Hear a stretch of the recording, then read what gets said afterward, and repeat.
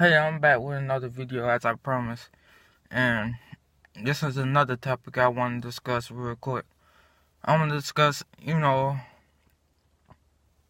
what I learned in 2017. 2017 was a learning experience, and 2018 is going to be to show what I got, what I got in store. 2017 taught me a lot of valuable lessons, but this one stuck out to me, and I have to stop. Well, I'm gonna say this in general. I and people, have to stop worrying so much and having anxiety about, are these things gonna follow through or are these people gonna follow through? One thing I learned about people, they come and go. They really do come and go. You can be a nice person and you can do all these good things, but eventually not everybody is gonna stay in your life. The very few you gonna go through ups and downs with. You gonna have turmoil within, the families, or they gonna have family feuds or whatever. And you have to take that as a learning experience. You can't just write out people.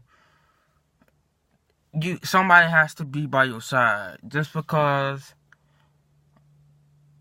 they're not doing what you tell them to do, or expect them to do what you're doing, that don't mean you have to write them off. And we as people expect for people to be perfect. Don't act like we are also perfect and we have these perfect lives. We have all this money. We flossing. We got the latest Jordans. We got the latest technology. We have the iPhones. Don't act like people are perfect. Just because they don't have this or that don't mean they're not a good person. I met a lot of good people that don't have anything, and they live in the hood. They live in the ghetto. They live in the slums. They're good people, but they don't have that type of that mindset. Their mindset is just all of what they know around them. See, we can talk about people helping each other, but if you don't have that type of environment around you, you don't have a stable environment. Like you don't have a environment where people are active and doing positive things of that nature. You can't just say, oh, you can't just say they're not trying. It's people that's got creative ideas that live in the hood. They just don't have the right people beside them. And you can't just look down on them. And I've learned that too. And I learned patience. Patience is really a virtue. This generation or people of, today's times don't have patience with anybody. I can say I have patience, but it was times to where I felt like I wanted to just have it now, have things now, and I wasn't satisfied when I got it now, because once you have it now, you won't know you would just want more. You'll just want better things. So cherish the people around you and cherish the times. Try to work things out. Try to mend relationships. Try to be the best you can in this lifetime, because we only getting older. Everybody's getting older. We're not getting younger. You can cut that off. Everything is getting older. Trees are dying. People dying. Technology is taking off. They're discovering other planets. This world is growing. So grow in a positive way. You can't be going backwards when times is moving forward. So just be a part of that. Just be a part of that.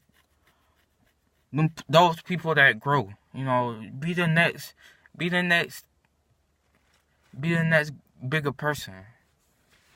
You don't want to just be stuck in the era of 1920s, 1940s, 1970s. Oh,